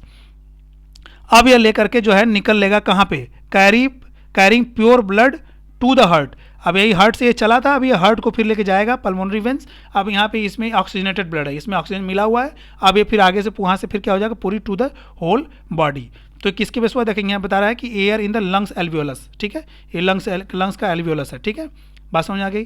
तो कैसे एक्सचेंज होता है गैसेस का, आप समझ गए फिगर के थ्रू, अब कन्फ्यूजन नहीं होना चाहिए मुझे लग रहा है। आइए अब हम लोग देख लेते हैं आगे हम लोग कहाँ पढ़ रहे थे। हाँ, फिगर, ये हुई थी कि बात फिगर गैसी विनिमय, हमने यहीं बता दिया। देखिए आगे कुछ टर्म्स है इसमें लिख लीजिए, देख लीजिए। अधिकांश मोलस्क जो होते हैं जैसे आर्थ्रोपोडा मोलस्क तथा कुछ अन्य कशेरुकियों में हीमोग्लोबिन के स्थान पर एक अन्य नीली सी तांबा युक्त क्या श्वसन रंगा होती है, जिससे हीमोसाइनिन प्लाज्मा या अन्य देह द्रव्यों में घुली पाई जाती है, यानी हीमोग्लोबिन नहीं होती है, ठीक है। कार्बन डाइऑक्साइड प्लाज्मा में ऑक्सीजन की अपेक्षा 20 गुना अधिक घुलनशील होती है। ध्यान रखिए कि हमारी प्लाज्मा में कार्बन डाइऑक्साइड ऑक्सीजन से 20 गुना ज़्यादा घुलित होती है, जल्दी ये डिजॉल्व हो जाती है, ठीक है। और कार्बन मोनोऑक्साइड तो और भी ज़्यादा है, उसकी बात होगी आगे। सॉरी फ्रेंड्स, आइए एक थोड़ा सा मैंने फिगर यहाँ पे ले लिया है, मैं इसको बस आपको दिखा दे रहा हूँ कि अब देखिए पल्मोनरी ब्रोंकस है, ठीक है, जो हार्ट से चल रही है। अब देखिए आगे ये एक ब्रोंकियोल की जो है ब्रोंकाई और ब्रोंकियोल्स में कैसे बढ़ता है उसका फिगर है। देखिए ये सेकेंडरी है ना, ये हाइलस जहाँ से ज्वाइंट होते हैं, ये मैंने दिखाया था, हाइलस हो गया, अभी आया, ठीक है। सेकेंडरी ब्रोंकस देखिए दो पार्ट में बढ़ गया, एक यहाँ, तो इसलिए हम सेकेंडरी ब्रोंकस यहाँ लिख रहा है, ठीक है। यहाँ फिर बढ़ गया तो टर्शियरी ब्रोंकाई हो गया, ठीक है। ये कार्टिलेज देखिए, ये सब ये जो है देखिए ये कार्टिलेज है, बस जहाँ जहाँ जो नॉमेनक्लेचर हुआ वो देखते चले। ये कार्टिलेज पैलेट्स है, यही सब जो है इसको बांध के रखती है। ये मैंने बोला था कि ये ट्रैकिया को आपस में चिपकने नहीं देता है, ठीक है, यही कार्टिलेज हैं, ठीक है। ये हो गया आपका विसल प्लूरा, ठीक है, ये हार्ट के मीन्स लंग्स की तरफ का है। आगे देखिए क्या दिया है, यहाँ देखिए फिर ये आ गया टर्मिनल ब्रोंकियल्स, टर्मिनल ब्रोंकस, ये टर्मिनल आखिरी है। अब यहाँ से ये फिर बढ़ रहा, अब यहाँ पे ये देखिए साथियों आ गया आपके एल्वियोलस मीन्स एल्वियोलाई, छोटे छोटे वायु कोष्ठ, देखिए एल्वियोलर डक्ट, इसमें पाइप बनी हुई है ना, रेस्पिरेटरी ब्रोंक्यूल्स है, टर्मिनल ब्रोंक्यूल, आखिर ये टर्मिनल ब्रोंक्यूल्स है, ठीक है, जो आखिरी छोर पर भी लगे हुए हैं। बात समझ आ गई। तो यहाँ से अब देखिए इसका फिगर यहाँ पे भी काट दिखाया, इतने का इसका देखिए काट करके दिखाया हुआ है यहाँ पे कि इस तरह का होता है, अंदर ये पाइप बनी होती है, ठीक है। तो ये चीज़ें हैं। चलिए बस आप लोगों को मैं फिगर दिखाने का मकसद था, आपने देख लिया। अब साथियों इसमें देखिए एक जो चीज़ें समझनी है कि बोहर प्रभाव, बोहर इफेक्ट क्या होता है आपको जानना जरूरी है। आइए देख लेते हैं। रुधिर में कार्बन डाइऑक्साइड की मात्रा बढ़ने या इसका पीएच घटने पर ऑक्सीजन के प्रति हीमोग्लोबिन की आकर्षण शक्ति कम हो जाती है। जब ब्लड में कार्बन डाइऑक्साइड की मात्रा बढ़ जाती है यानी इसका पीएच क्या होगा, घट जाएगा, तो ऑक्सीजन के प्रति जो हीमोग्लोबिन की जो बाइंडिंग कैपेसिटी है ब्लड में आरबीसी में जो हीमोग्लोबिन है, ठीक है, हीमोग्लोबिन में भी जो आयरन वो बाइंड करता है ऑक्सीजन को, ठीक है। तो ये क्या होती है, कैपेसिटी कम हो जाती है, क्योंकि पार्शियल प्रेशर P50 क्या होता है, पार्शियल प्रेशर P50 बढ़ जाता है जब कार्बन डाइऑक्साइड की मात्रा बढ़ेगी। इसी को बोहर प्रभाव कहते हैं। बात समझ आ गई, सीधी सी बात, यानी कि ब्लड में जब P50 यानी कार्बन डाइऑक्साइड का कंसंट्रेशन बढ़ जाएगा, कार्बन डाइऑक्साइड का सांद्रण बढ़ जाएगा, उसे हम बोहर इफेक्ट कहते हैं। सीधी सी बात आप ये जान लीजिए, चाहे तो आप ये नोट्स भी लिख सकते हैं इतना। इसी को बोहर प्रभाव, ऐसी दशाएं ऊतकों में होती हैं, टिश्यूज़ में। इसके विपरीत फेफड़ों में यह प्रक्रिया उल्टी दिशा में हो जाती है। बात सही है, क्योंकि फेफड़े में ऑक्सीजन का कंसंट्रेशन ज़्यादा है, टिश्यू में कार्बन डाइऑक्साइड कंसंट्रेशन ज़्यादा है, यानी जो बोहर इफेक्ट कहाँ शो करता है, टिश्यूज़ में, ठीक है। पार्शियल प्रेशर 50 कम रहती है, ठीक है। इस प्रकार ऑक्सीजन के प्रति हीमोग्लोबिन की आकर्षण शक्ति को बढ़ाकर ऑक्सी हीमोग्लोबिन को बढ़ावा देता है। इस प्रकार बोहर प्रभाव का योगदान हीमोग्लोबिन द्वारा फेफड़ों से ऊतकों तक ऑक्सीजन के संवहन को प्रोत्साहित करने में होता है। बात समझ आ गया। बोहर प्रभाव, ये बोहर ने नामक साइंटिस्ट ने बताया था इसको, तो इसलिए बोहर प्रभाव कहते हैं कि जो फेफड़े में होगा वो हीमोग्लोबिन हो जाएगा, उसका पार्शियल प्रेशर बढ़ जाएगा, 50 हो जाएगा, और टिश्यू में पार्शियल प्रेशर कार्बन डाइऑक्साइड का 50 हो जाएगा। तो ये ऐसा होता है, ठीक है। अब एक होता है हेल्डेन प्रभाव। देखिए एक साइंटिस्ट है, हेल्डेन प्रभाव क्या होता है, बोहर का प्रभाव ऑक्सीजन के, ठीक है, प्रभाव ऑक्सीजन के, जबकि हेल्डेन का प्रभाव कार्बन डाइऑक्साइड संवहन में योगदान देता है या होता है। हेल्डेन प्रभाव इसलिए उत्पन्न होता है कि ऑक्सी हीमोग्लोबिन प्रभावी अम्ल होता है, जो ऑक्सी हीमोग्लोबिन बना है वो प्रभावी अम्ल होता है, इसलिए लंग्स में ऑक्सीजन के मिलते ही हीमोग्लोबिन की कार्बन डाइऑक्साइड से मिलने की क्षमता कम हो जाती है। बात समझ आ गई। ऑक्सी हीमोग्लोबिन समझ रहा है ना, जब ऑक्सीजन हीमोग्लोबिन से जब बाइंड कर जाएगा तो उससे ऑक्सी हीमोग्लोबिन बनते हैं, और वो क्या कर रहा है कि ये क्या होता है, एक प्रभावी अम्ल है, ठीक है। जब अम्ल होता है तो जैसे ही लंग्स में ऑक्सीजन बाइंड करेगा वो ऑक्सी हीमोग्लोबिन कन्वर्ट हो जाएगा, अम्ल की तरह काम करने लगेगा, ठीक है, प्रभावी अम्ल की तरह। अब यहाँ पर कार्बन डाइऑक्साइड की मिलने की क्षमता कम हो जाएगी तब, और दूसरे अम्लीय हीमोग्लोबिन यानी ऑक्सी हीमोग्लोबिन बड़ी संख्याओं में हाइड्रोजन आयन मुक्त करते हैं, ठीक है। जो ऑक्सी हीमोग्लोबिन होते हैं जब ऑक्सीजन बाइंड कराता है तो ये हाइड्रोजन आयन मुक्त करता है, जो बाइकार्बोनेट HCO3 से मिलकर कार्बोनिक एसिड बनाता है, ठीक है। और कार्बोनिक एसिड H2CO3 का फॉर्मूला बाइकार्बोनिक एसिड का शीघ्र ही H2O और कार्बन डाइऑक्साइड में टूट जाता है। बात समझ आ गई। जो कार्बोनिक एसिड है ये किस में टूट जाता है, H2O और कार्बन डाइऑक्साइड में। फिर क्या हो जाता है, और कार्बन डाइऑक्साइड मुक्त कर देता है। जब ये टूट जाएगा तो कार्बन डाइऑक्साइड निकल जाएगा, जिसे हम एक्सेल करते हैं, यानी कि हम बाहर छोड़ते हैं सांस में। इस प्रकार फेफड़े में हेल्डेन प्रभाव हीमोग्लोबिन द्वारा ऑक्सीजन ग्रहण के कारण कार्बन डाइऑक्साइड के बहिष्कार को प्रोत्साहित करता है। बात समझ में आ गई कि इस तरह से जो हेल्डेन प्रभाव है वो हीमोग्लोबिन द्वारा ऑक्सीजन ग्रहण करने के कारण, ठीक है, ऑक्सीजन ले लेता है, ऑक्सीजन हीमोग्लोबिन बन जाता है, तो कार्बन डाइऑक्साइड के बहिष्कार को प्रोत्साहित करता है। ठीक है, बात समझ में आ गई। जबकि यहाँ क्या था, ये ऑक्सीजन के संवहन को प्रोत्साहित करता है कौन, बोहर और हेल्डेन, किसके, कार्बन डाइऑक्साइड के बहिष्कार को कार्बन डाइऑक्साइड के बहिष्कार को प्रोत्साहित करता है। बात समझ में आ गई। ये आप देख लीजिएगा, कन्फ्यूजन नहीं होना चाहिए, इसको अलग अलग पॉइंट्स बना लीजिएगा।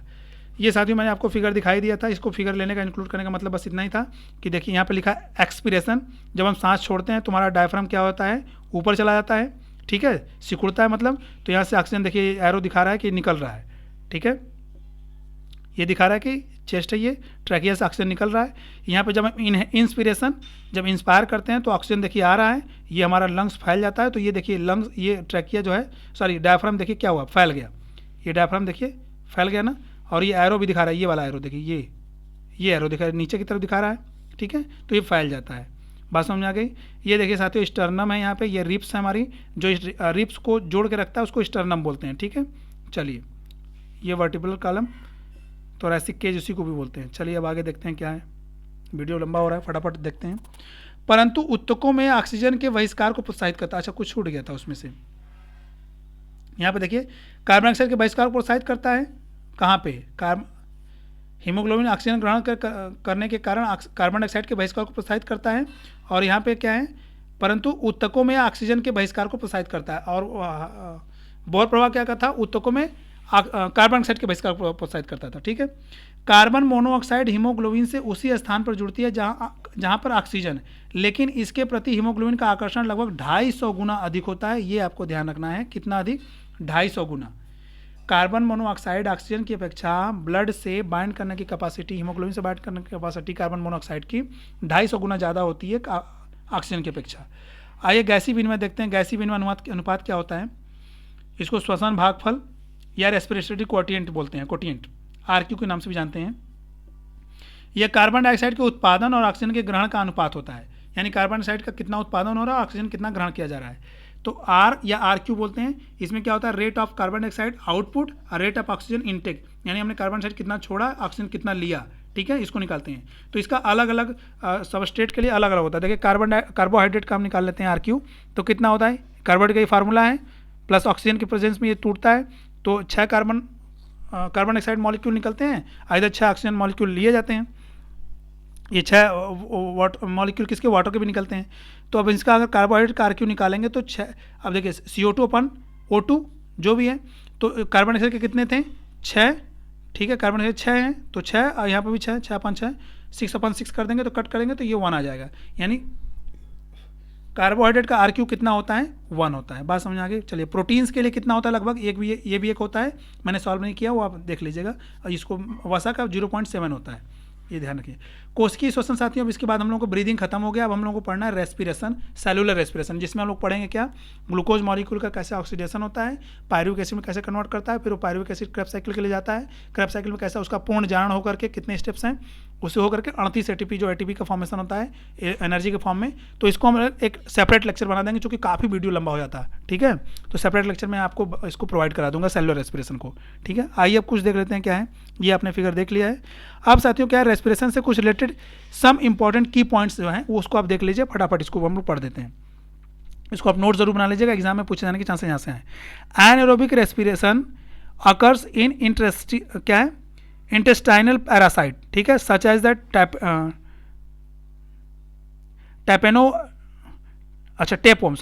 टेपवर्म है, ये लिखा हुआ है TAPEWORM, tapeworm, liver fluke etcetera. बात समझ आ गई। क्या है कि एनाएरोबिक रेस्पिरेशन जो होता है वो कहाँ पाया जाता है, जो इंटेस्टाइन के अंदर जो पैरासाइट होते हैं ना, वो एनाएरोबिक रेस्पिरेशन करते हैं, जैसे टेपवर्म हो गया, फीता कृमि, लिवर फ्लूक हो गया, ठीक है। And mammalian RBCs under oxygen deficiency in the skeletal muscles, जो मैमेलियन होते हैं यानी जो स्तनधारी जीव है, उनकी RBC में भी एनाएरोबिक रेस्पिरेशन होता है, कब, जब ऑक्सीजन की कमी हो जाती है और स्केलेटन मसल्स में, ठीक है, ऐसा होता है। चलिए आगे देखिए क्या है। Erythrocytes performs only anaerobic respiration as they do not have mitochondria. अब देखिए हमारी जो आरबीसी होती है, आरबीसी को हम एरिथ्रोसाइट्स बोलते हैं, रेड ब्लड कॉर्पसेस, उसमें क्या होता है, उसमें न्यूक्लियस नहीं पाई जाती है और उसमें माइटोकॉन्ड्रिया भी नहीं पाई जाती है। तो जब माइटोकॉन्ड्रिया ना होने की वजह से क्या होगा, सेलुलर रेस्पिरेशन होगा ही नहीं, ऑक्सीजन की जरूरत ही नहीं पड़ेगी। तो हमारे जो आरबीसी के अंदर जो रेस्पिरेशन होता है वो कौन सा, एनारोबिक रेस्पिरेशन। तो देखिए ये इंपॉर्टेंट पॉइंट्स है, एनारोबिक रेस्पिरेशन होता है, ये ध्यान रखना है। अगला point, in direct respiration gases are directly exchange between body cells and from the environment, ठीक है, विद द इन्वॉल्विंग ब्लड, जैसे इंसेक्ट, वॉर्म्स और क्या है, सिलेंट्रेट्स, ठीक है।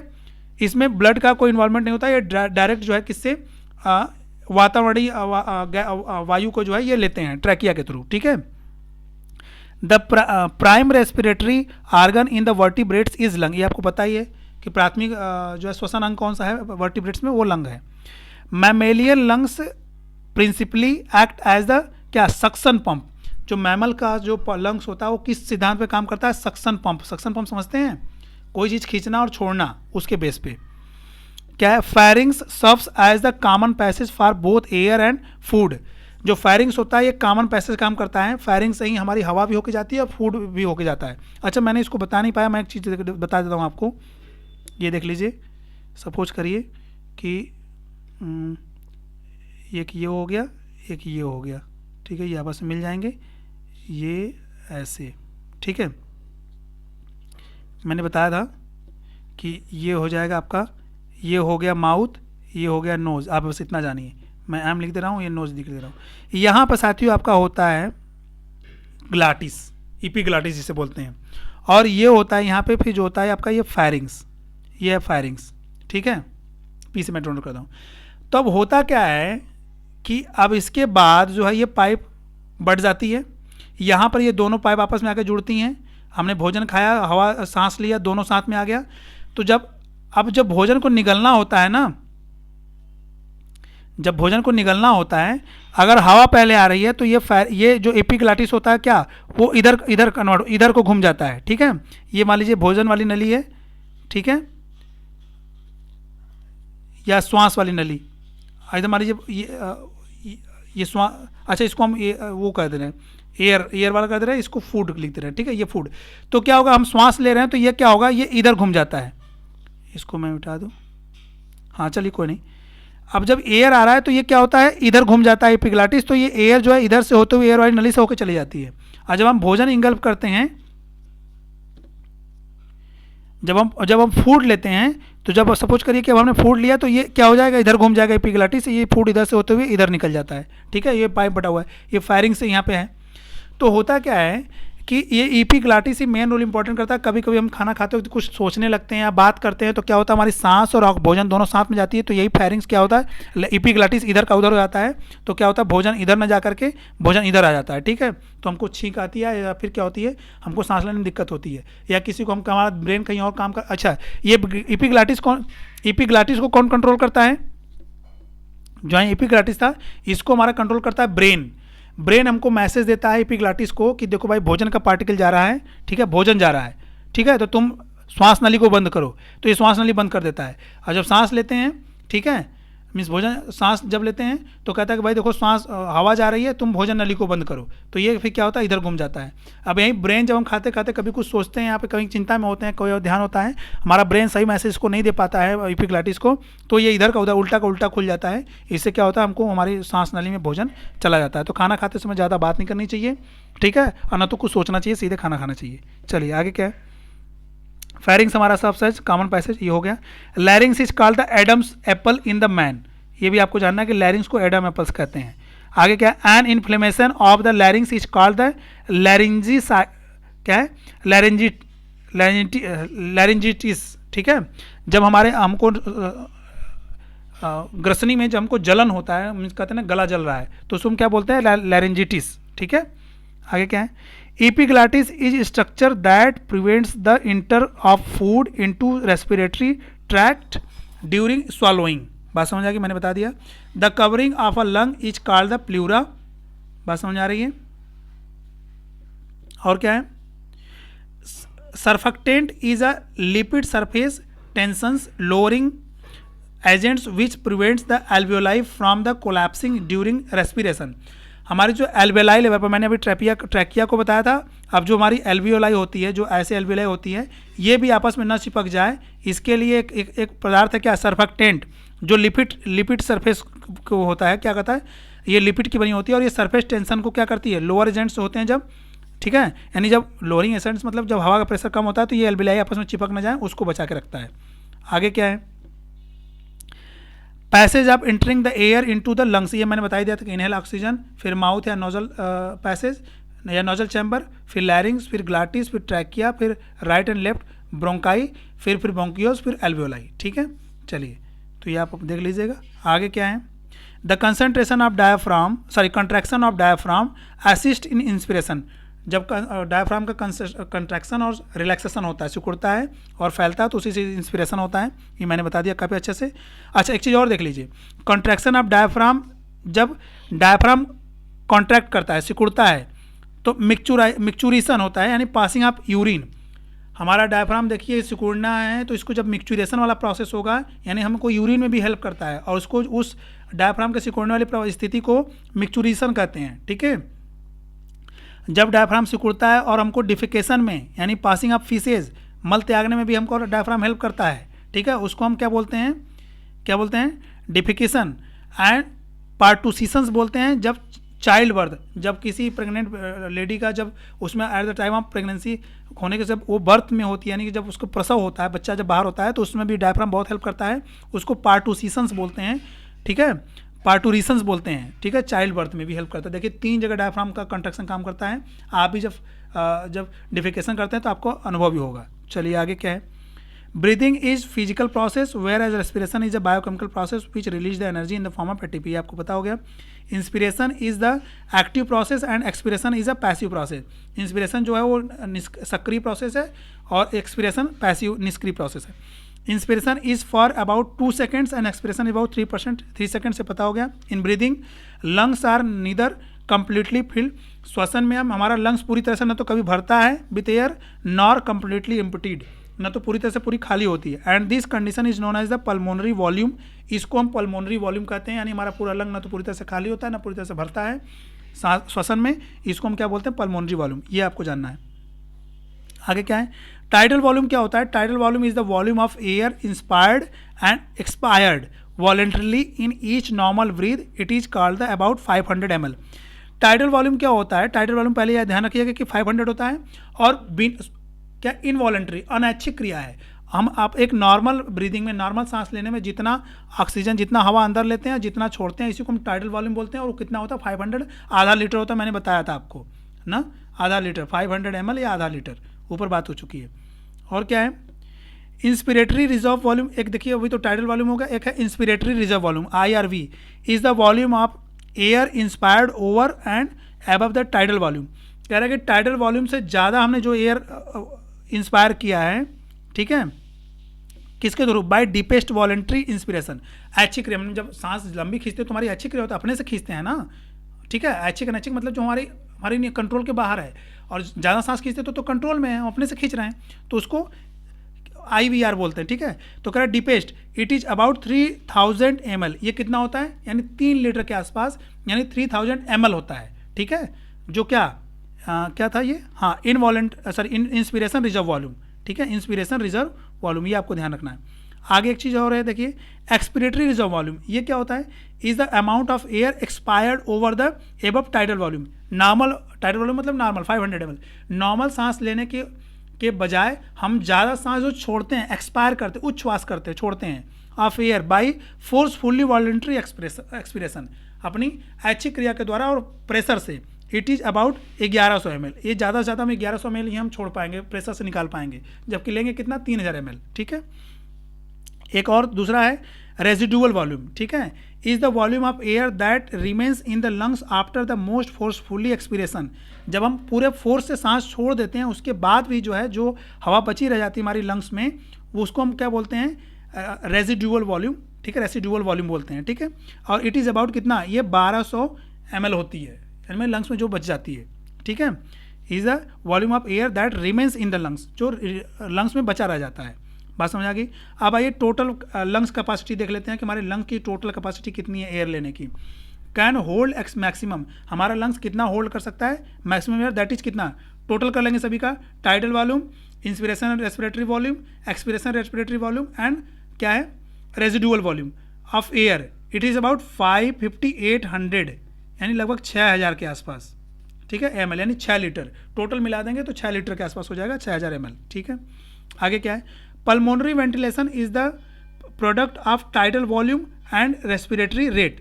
पल्मोनरी वेंटिलेशन क्या होता है, हमारा जो टाइडल वॉल्यूम होता है नॉर्मल जो 500 ml होता है एंड रेस्पिरेटरी रेट होता है, उसको हम पल्मोनरी वेंटिलेशन भी बोलते हैं, ठीक है। ऑक्सीजन ट्रांसपोर्टेड यानी कि जो टाइडल वॉल्यूम था, रेस्पिरेटरी रेट कहने का मतलब कि नॉर्मल रेट से हम जो सांस लेते हैं, टाइडल वॉल्यूम कितना 500, उसी को हम पल्मोनरी वेंटिलेशन भी बोलते हैं। Oxygen transported in the blood into 2 ways, हमारे ब्लड में ऑक्सीजन देखिए 2 तरह से ट्रांसपोर्ट होता है, बाय मिक्सिंग विथ हीमोग्लोबिन, एक हीमोग्लोबिन के साथ मिक्स करके कितना 97%, दूसरा डिजॉल्विंग इन प्लाज्मा, प्लाज्मा में डिजॉल्व करके भी कुछ ऑक्सीजन जाता है, वो कितना होता है 3%, ठीक है। आगे क्या है, haemoglobin molecules is made up of 2 alpha chains which has 141 amino acids and 2 beta chains with 146 amino acids।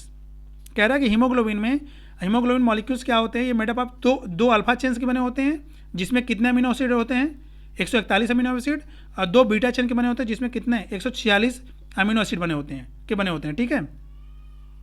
आगे क्या बात हो रही है कि हीम यानी जो हीमोग्लोबिन का हीम जो है central iron atom which is in the ferrous state, जो हम हीमोग्लोबिन का जो हमारा आयरन है वो फेरस स्टेट में पाया था। कभी ये क्वेश्चन भी पूछा गया एमसीक्यूज में कि हीमोग्लोबिन का जो आयरन होता है वो किस स्टेट में होता है, तो फेरस स्टेट यानी Fe2+ के फॉर्म में, ठीक है, फेरस स्टेट में होता है। आगे क्या है, the chemical formula of oxy haemoglobin यानी कि हमारे जब हीमोग्लोबिन से ऑक्सीजन बाइंड कर गया तो उसका केमिकल फार्मूला क्या है HBO2 का होल 4th, ठीक है, यानी एक बार हीमोग्लोबिन में हमारा आयरन कितना बाइंड करता है ऑक्सीजन, 4 ऑक्सीजन बाइंड करता है, आपको मैंने बताया था, ठीक है। The relationship between the oxy haemoglobin saturation and the oxygen tension is called the oxygen haemoglobin dissociation curve. क्या, oxy haemoglobin saturation and oxygen tension is called the oxygen haemoglobin dissociation curve, इसको बोलते हैं, ठीक है। यानी हमारा oxygen जो है कैसे अलग हो जाता है हीमोग्लोबिन से, इसको हम डिसोसिएशन कर्व में पढ़ते हैं। आइए आगे देखते हैं, oxygen carrying capacity of blood is 20 ml पर 100 ml। 100 ml जो है ब्लड में कितना ऑक्सीजन का कैरी होता है 20 ml, ठीक है। और क्या है, sorry oxygen capacity blood is 100 ml blood में जो 20 ml ब्लड है वही ऑक्सीजन का कैरी कर पाता है, ठीक है। Carbon dioxide carrying capacity of the blood is 3.7 ml पर 100 ml। 100 ml में जो ब्लड है उसका केवल 3.7 ml ही कार्बन डाइऑक्साइड को कैरी कर पाता है, और यहाँ पे ऑक्सीजन को 20 ml। Haemoglobin has much more than about 250 यानी 250 times affinity for carbon monoxide than oxygen. यह मैंने बता दिया कि 250 गुना ज़्यादा होता है ऑक्सीजन की अपेक्षा कार्बन डाइऑक्साइड का, क्या, कार्बन मोनोऑक्साइड का हीमोग्लोबिन से जुड़ना। Foetal haemoglobin has a greater affinity for the oxygen that the adult haemoglobin. ये आपको बताइए कि जो माँ के पेट में जो फीटल है, जो भ्रूण बच्चा है, उसकी हीमोग्लोबिन ऑक्सीजन ज़्यादा बाइंड करती है rather than adult human beings, ठीक है। आइए देख लेते हैं साथियों कुछ चीज़ें, ये क्या है, देखिए रेस्पिरेटरी पिगमेंट्स है यहाँ पे दिया हुआ है, ये रेस्पिरेटरी पिगमेंट, ये मेटल दिया है, कलर दिया है, फीचर्स दिया है, इसको हम लोग देख लेते हैं जरूरी से क्या है। हीमोग्लोबिन आयरन होता है, हीमोग्लोबिन का जो धातु जो मेटल होती है वो आयरन होती है। कलर इसका कैसा होता है, रेड होता है। अभी कहाँ पाया था, प्लाज्मा ऑफ सम एनिलिड्स, कहाँ अर्थवर्म एंड नेरिस, इसमें भी ये हीमोग्लोबिन पाया जाता है। वर्टिब्रेट्स में जो कॉमन जानते हैं आप, हम लोगों में ह्यूमन बींग्स में तो आप जानते हैं जो कुछ पिकुलियर करेक्टर है, स्पेशल फीचर्स है, उसको मैंने लिया है ऑर्गेनिजम्स में।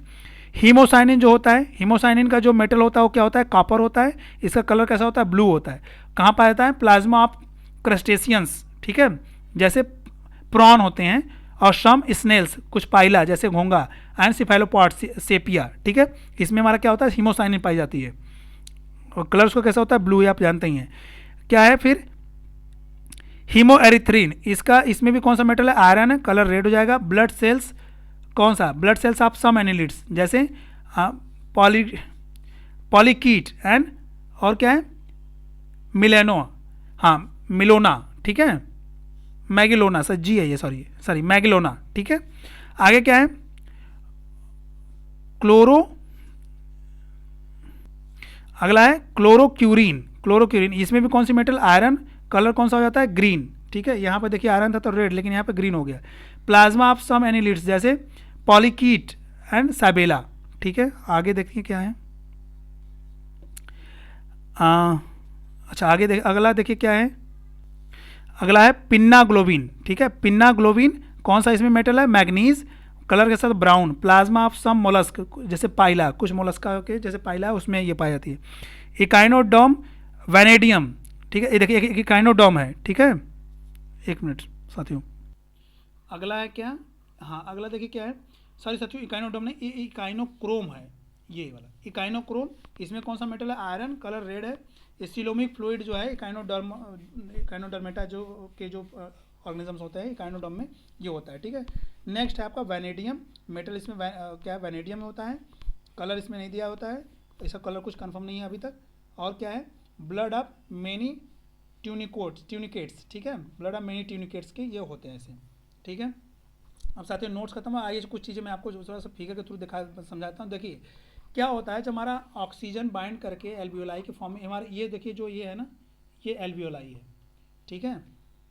कलर मैं ब्लू ले लूँ, काम करेगा क्या, हाँ ठीक है। ये देखिए, और कोई कलर तो ग्रीन लेता हूँ। तो देखिए ये साथियों क्या है, हमारा ये जो ये है ना, ये एल्वियोलाई, इधर जो ये है ये एल्वियोलाई है, ठीक है। और ये देखिए ये हमारी ब्लड कैपिलरीज आ रही है, एल्वियोलाई से ही ब्लड कैपिलरी चलती है। ये देखिए ये हमारी आ रही है क्या, ये ब्लड कैपिलरीज, ये जो जा रही है इधर, देख रहे हैं आप, ये ब्लड कैपिलरीज हैं, ठीक है। अब इसमें से हमारा ये ब्लड फ्लो हो रहा है, ठीक है। ये हमारा ये आरबीसी है, ये आरबीसी हैं, ठीक है ना, ये आरबीसी देखिए यहाँ लिखा भी है आरबीसी, ठीक है। तो ये हमारा जो देखिए ये है ऑक्सीजन, ठीक है, ये ऑक्सीजन जो ब्लू कलर में दिख रहा है ये ऑक्सीजन हो गया। अब देखिए हमारा ब्लड ऐसे कैपिलरीज के थ्रू फ्लो होता रहता है, और ऑक्सीजन इसमें से ये जो डॉट दिख रही है ना, जो फटा हुआ फटा सा, ठीक है ना, फटा लग रहा है ना, जैसे ज़मीन फटा होता है, ये सब जो फटे हैं, इसमें से ऑक्सीजन ये निकल करके इसमें कैपिलरीज में आता है, ठीक है। क्योंकि इधर ऑक्सीजन का प्रेशर ज़्यादा है, इधर कम है, इसमें कम है, इसमें ऑक्सीजन का प्रेशर ज़्यादा है, तो ये आरबीसी में आता है, ठीक है। अब ये आकर के इससे बाइंड होगा। अगला फिगर देखिए इसमें दिया है, ये देखिए इसमें देखिए एकदम क्लियर दिया है, ये आरबीसी, ये आरबीसी है, सॉरी ऑक्सीजन है, ऑक्सीजन, ये हमारा आरबीसी लिखा हुआ है। अब देखिए ये इसी से निकल करके ना इसमें आ जाएगा, ठीक है। इस जो है इसमें ये जो यहाँ जो छिद्र है इसे, यहाँ से इसमें से ये ऑक्सीजन आता है इसमें। अब ये हमारी कैपिलरी ब्लड कैपिलरी चल इसमें से आरबीसी फ्लो हो रहा है, ठीक है।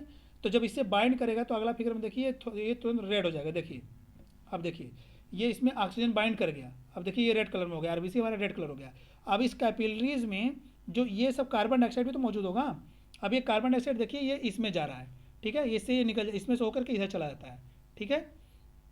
तो ये हमारी कैपिलरीज जो होती हैं ब्लड कैपिलरीज, ये हमारी एल्वियोलाई के सरफेस पे एकदम टच में होती हैं, और यहीं से इनका एक्सचेंज होता है बीच में टिश्यू फ्लूइड के थ्रू, ठीक है। तो ये साथियों आज का लेक्चर, जो कि आपको रेस्पिरेशन चैप्टर से आपको मैंने काफ़ी प्रयास किया ताकि अच्छे से सब कुछ समझ में आ सके, ठीक है। मैंने कमेंट में क्वेश्चन पूछा था, उसका आप आंसर दीजिएगा कमेंट बॉक्स में, ठीक है। और मैं और भी जितने वीडियो जिससे जो रिलेटेड थ्योरी है और जो भी एमसीक्यूज जो के जो प्रैक्टिस सेट के जो मैंने वीडियो अपलोड किया उसका मैं सारा लिंक डिस्क्रिप्शन बॉक्स में दे दूंगा। और तो ठीक है साथियों, बस आज के लिए इतना ही। और इसका जो 78 एमसीक्यूज हमने कर लिया है वो अपलोडेड है वीडियो, और अभी मैं देखता हूँ तो आज दोपहर में या शाम तक जो है जो आपका जो 72 क्वेश्चंस बचे हुए हैं 150 में से, उसको भी मैं उस वीडियो को भी अपलोड कर दूंगा आप लोगों को, ठीक है, मिल जाएगा। चलिए बस आज के लिए इतना ही, ओके, थैंक यू।